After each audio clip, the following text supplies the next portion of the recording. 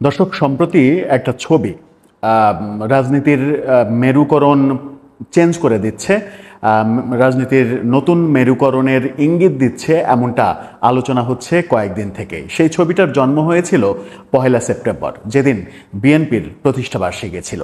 বিএনপির প্রতিষ্ঠাবার্ষিকীতে সেই ছবির জন্ম এবং সেই ছবিকে কেন্দ্র করে রাজনৈতিক মোড় অন্যদিকে ঘুরছে, রাজনীতির সমীকরণগুলো চেঞ্জ হয়ে যাচ্ছে, রাজনীতিতে খুবই বিরোধিতাপূর্ণ সম্পর্ক আবার বন্ধুত্বের সম্পর্কের দিকে যাচ্ছে, তেমনভাবে সংজ্ঞায়িত হতে শুরু করেছে। কি আছে মূলত সেই ছবির মধ্যে? ছবি কি এমন ইঙ্গিত দিচ্ছে যে সমস্ত রাজনৈতিক মেরুকরণ একেবারে উল্টে পাল্টে যেতে পারে আগামী নির্বাচনকে কেন্দ্র করে, ক্ষমতার রাজনীতিকে কেন্দ্র করে? সেটা বোঝার চেষ্টা করব এই ভিডিওতে। থাকবেন পলিটিক্স টিভির নিয়মিত দর্শক। বলছিলাম একটি ছবির কথা। 1 সেপ্টেম্বর এই ছবিটার জন্ম। ছবিটা কিভাবে জন্ম হলো? ছবিতে যেটা দেখা যাচ্ছে যে বিএনপির মহাসচিব মির্জা ফখরুলের সঙ্গে দেখা করছেন এনসিপি নেতারা, এবং সেখানে উপস্থিত আছেন বিএনপি নেতা সালাউদ্দিন আহমেদও। তাদেরকে ফুল দিয়ে বিএনপির প্রতিষ্ঠাবার্ষিকীর শুভেচ্ছা জানাচ্ছেন। এনসিপি নেতারা 4 জন গিয়েছিলেন সেখানে। ছবিতে যেহেতু 4 জনকে দেখা যাচ্ছে, এবং এই ছবি 3টি ছবি বিএনপির ফেসবুক পেজেও আপলোড দেওয়া হয়েছে, সুতরাং ধরে নেওয়া যায় যে 4 জনই গিয়েছেন। সেখানে দেখা যাচ্ছে যে সার্জিস আলম এনসিপির দলের নেতৃত্ব দিচ্ছে। আদতে সেটা হওয়ার কথা নয়, সেই প্রসঙ্গে আমরা পরে আসব। কিন্তু এই যে বিএনপিকে অভিনন্দন জানানো, বিএনপির প্রতিষ্ঠাবার্ষিকীতে ফুল দেয়া, এবং তারপরে সার্জিস বলেছিলেন যে আমাদের মধ্যে মতবিরোধ থাকবে, আমরা সমালোচনা করব, ঠিকই আছে, কিন্তু একজন আরেকজনের প্রয়োজনে আমরা সাড়া দেব, এক জায়গায় হব, সৌজন্যতা বিনিময় করব, এই ব্যাপারগুলো থাকতে হবে রাজনীতিতে। খুবই ভালো কথা। কিন্তু ব্যাপারটাকে কি খুবই সরল চোখে দেখার কোনো স্কোপ রয়েছে? আমার মনে হয় যে সরল চোখে দেখার স্কোপ নেই। সাম্প্রতিক সময়ে আলোচনাটা খুবই তুঙ্গে উঠেছে। আলোচনাটা কি? আলোচনাটা শেষ পর্যন্ত পিআর পদ্ধতিতে ভোট চাওয়া, জুলাই সনদ বাস্তবায়নের পরে ভোট চাওয়া, এনসিপি বিএনপির সঙ্গে রাজনৈতিক জোট বাঁধতে চলেছে এমনটা শোনা যাচ্ছে।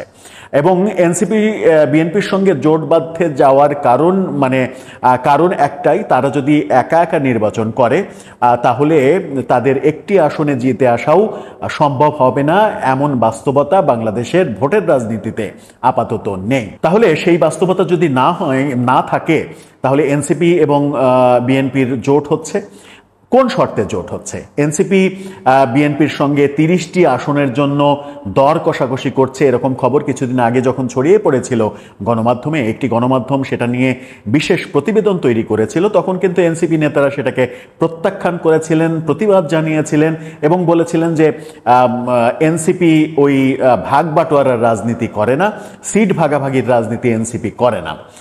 কিন্তু পরিস্থিতি আবার মনে হচ্ছে পাল্টে গেছে। এই 1 সেপ্টেম্বরে বিএনপির কাছাকাছি যাওয়া, বিএনপিকে ফুল দেয়া, এটা এই কারণেই যে ঠিক 1 বছর আগে 2024-এর 1 সেপ্টেম্বরে কিন্তু এই ধরনের সৌজন্যতা, সৌহার্দ্য আমরা দেখিনি। এবারে দেখছি মানে সমীকরণটা চেঞ্জ হতে চলেছে।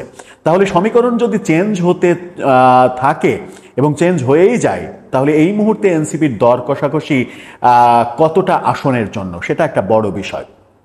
এনসিপির একেবারে টপ লেভেলের নেতা বলতে আমরা কাদের বুঝি? নাহিদ ইসলাম, এরপরে আমরা তারকা খ্যাতির দিক থেকে জানি যে হাসনাত এবং সার্জিস, এই 2 জন তারকা খ্যাতির দিক থেকে এগিয়ে আছে।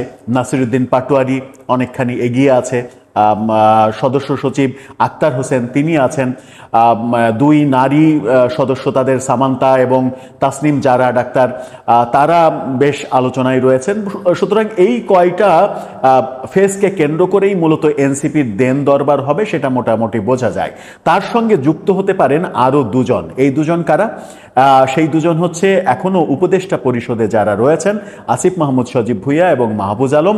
তারাও এনসিপির এই নির্বাচন দৌড়ে এবং এই দর কষাকষির দৌড়ে সম্পৃক্ত হবেন বলে অনেকে মনে করেন। আসিফ মাহমুদ সজীব ভুঁইয়া যে ভোট করবেন, এটা মোটামুটি ইঙ্গিত পাওয়া গেছে। আর তিনি ভোট করলে তো আর অন্য দল থেকে ভোট করবেন না, এনসিপি থেকেই করবেন, যত আলোচনাই থাক না কেন।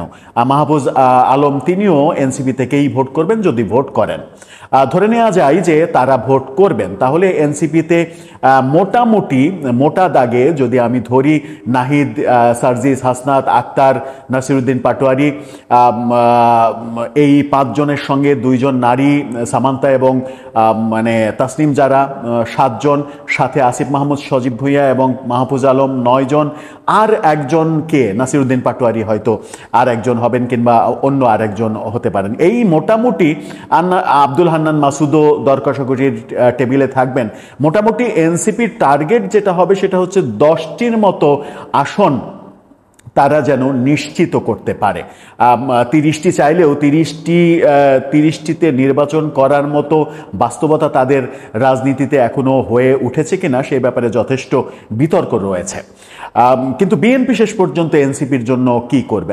এখন আমি যদি ধরি, আমি বললাম যে মানে তারকা ইমেজের কথা কেন বললাম, এই ছবিটা দেখুন, মির্জা ফখরুলকে ফুল দিচ্ছেন সার্জিস আলম, অথচ সার্জিস আলমের পাশে যারা দাঁড়িয়ে সামান্তা এবং আরিফুল হক, 2 যুগ্ম আহ্বায়ক উপস্থিত থাকা সত্ত্বেও উত্তরাঞ্চলের সংগঠক হয়ে, যুগ্ম আহ্বায়কের অনেক নিচের পদ, উত্তরাঞ্চলের মুখ্য সংগঠক হয়ে সার্জিস আলম কিন্তু দলের নেতৃত্ব দিচ্ছেন, ফুল তুলে দিচ্ছেন মির্জা ফখরুলকে।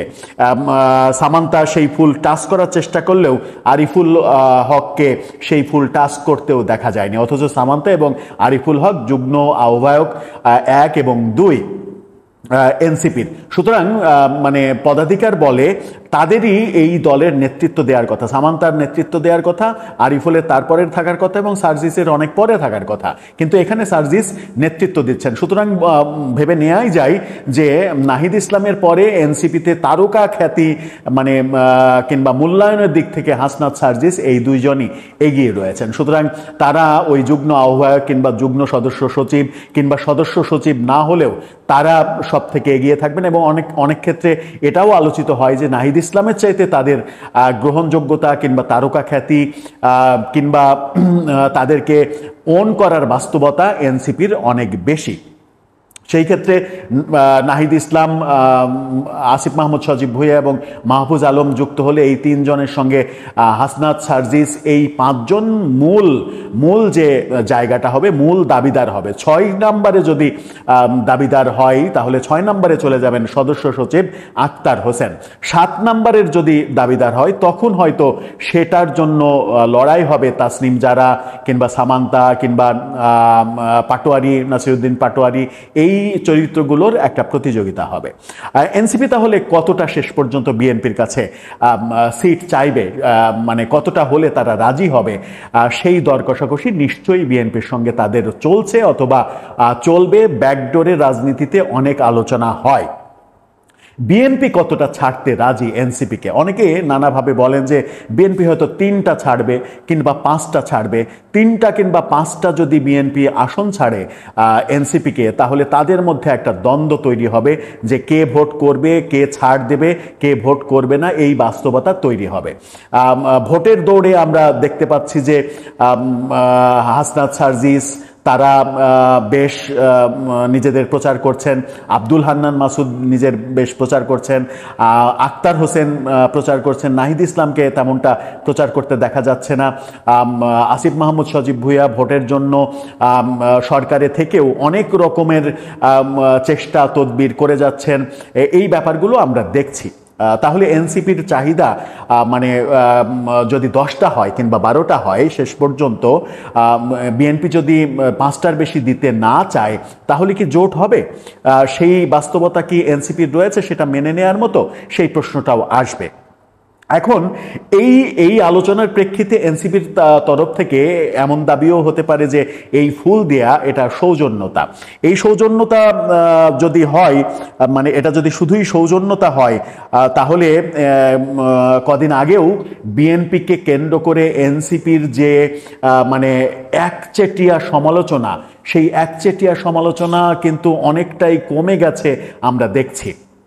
আবার এমনটাও দেখছি হাসনাত এবং রুমিন ফারহানার যে দ্বন্দ্ব, সেই দ্বন্দ্ব অনেকটা প্রশমিত হয়েছে। এমনটাও দেখছি হাসনাত বলছেন যে রুমিন ফারহানাকে অনলাইন যে বুলিংয়ের শিকার করা হচ্ছে সেটা করা উচিত নয়। আবার রুমিন ফারহানা হাসনাতের জন্য উপহার পাঠাচ্ছেন।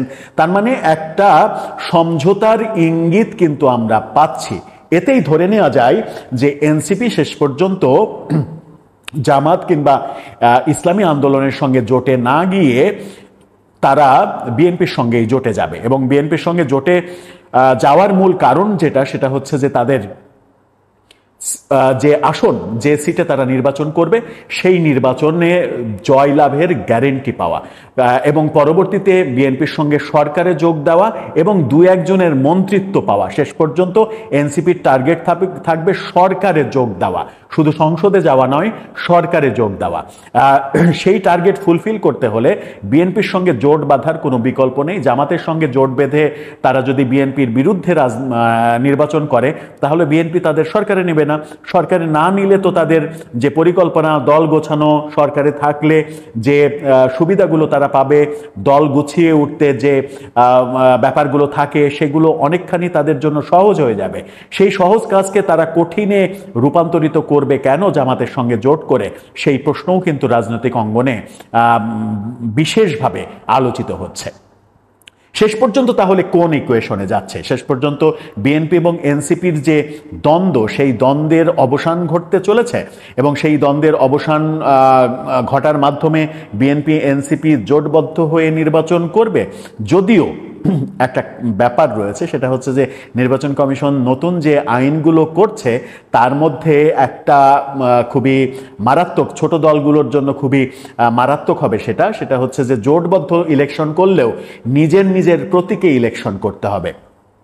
তাহলে এনসিপিকে তার প্রতীকে ইলেকশন করতে হবে। ধানের শীষে ইলেকশন করবে না তারা, কিংবা করতে পারবে না চাইলেও।